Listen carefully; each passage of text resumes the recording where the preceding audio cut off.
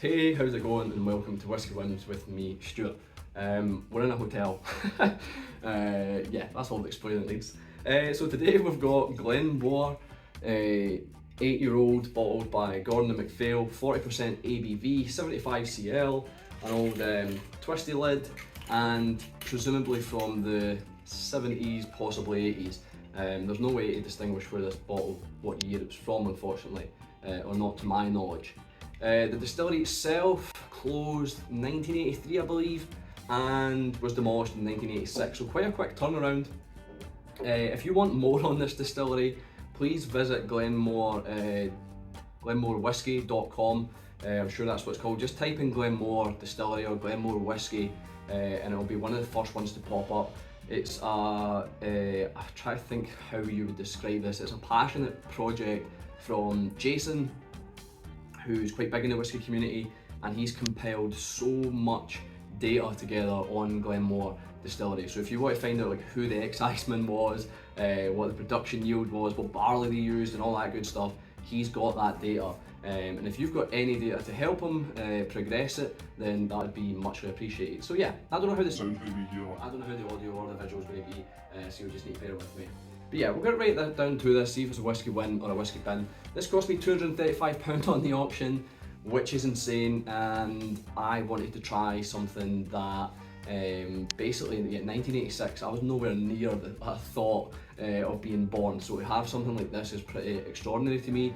And yes, I paid a premium, and yes, I paid probably too much for it, but we'll get down to that and we'll get down to the review. So we'll start with the nose. It's fusty, it's musty or musky, however you want to say.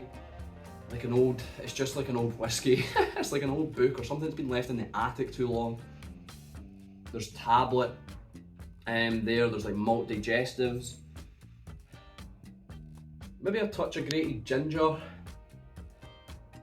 It's gentle but comes together quite well. I feel like there's maybe some orange peel as well.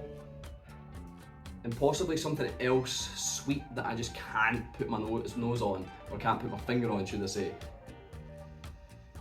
But yeah, quite a nice nose, quite pleasant. The 40% ABV not really causing too much disruption to the process, to the nose. I feel like it might be the palate that takes the fall here, but the nose, yeah, well together, well rounded, and I really enjoy this nose. It's like stepping back, and this is going to sound, it is like stepping back in time. It's amazing. To think the people that are making this had no idea that some daft daft little dude was going to be reviewing this on a platform like this, like YouTube. So the palate,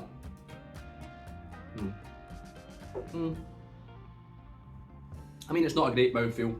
It's a little thin, but there's charred wood there, definitely a lot of charring.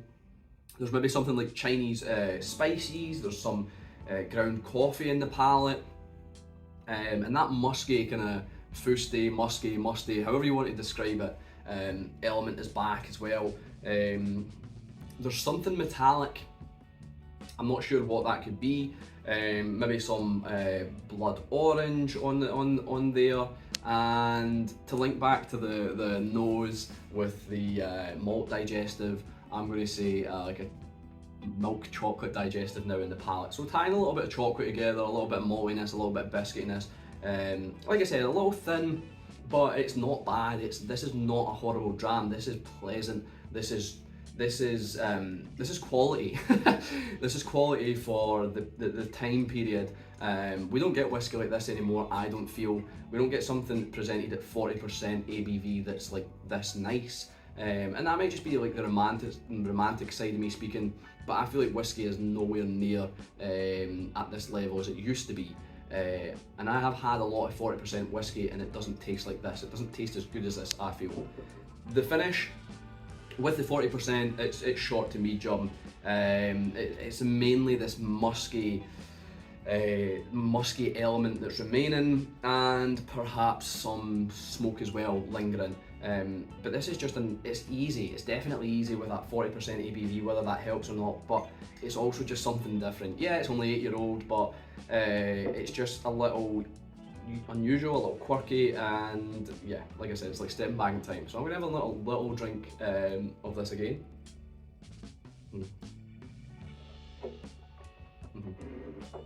No need for war. There's no burn. There's no cheap whiskey feeling to this. I know I paid a lot of money for it, but it's not like a supermarket cheap 40% ABV that throws you off when you're maybe 18 or 17, first starting to drink whiskey, whatever age you started to drink whiskey at. But yeah, we'll get down to the review. And if you're new here, how I rate my whiskies is on 3 factors. Would I buy it again? Do I think it's worth it? And would I recommend it? We'll start with the easy one. Would I recommend it? Yes. This is not the best whiskey ever. It's not the most, I'm trying to think, adventurous whiskey. It's nothing too out there, but it's nice, and it's something, like I said, from a bygone era that we're never going to get again. And I'm going to be gutted when this is gone, because I don't think I'll buy another Glen Mhor unless recommended to me by Jason that I need to buy it. And I did buy this from Jason. Didn't recommend this, but it was an influence from Jason and his research going into Glen Mhor, and I thought I need to try something like this. I need to try something from a distillery that's demolished and no longer here. I've had St Magdalene, I don't think I've had any Port Ellen or any of the other distilleries that have been demolished, but I've definitely had St Magdalene and obviously Glen Mhor now. So I would recommend it. Do I think it's worth it? Now, I don't know what this RRP was. I can't imagine it being anywhere near the £100 price mark. So I'm going to have to base it on my auction, which was about 200, 230, I can't remember. Would I buy it again at that price? Absolutely not. Or did I say, is it worth it? I can't remember. Is it worth it at that price? No. However, I was happy to pay that, knowing that this could potentially be a stinker. Luckily it's good, and luckily at the time I had the money to splash, and it was obviously my choice. I wasn't forced into it or anything with Jason with a weapon to my head. But yeah, I've enjoyed it, and I am enjoying it, so it was almost worth it. But yeah, it's not worth £235. And would I buy it again? Not at that price. If I could get it for £80, even £100, I probably would, because it's nice. Like I said, it's something different, and not a lot of people have had it. So I hope you've enjoyed this review. It's a whiskey bin on the basis of how I rate my whiskey. Like I said, I'm enjoying it, I do like it. It's one that I can just go to now and then, and it kind of throws me off a little bit because it's just so different to what we drink nowadays. So yeah, thanks for watching. I've been Stuart, this has been Whisky Wins. I'll see you later.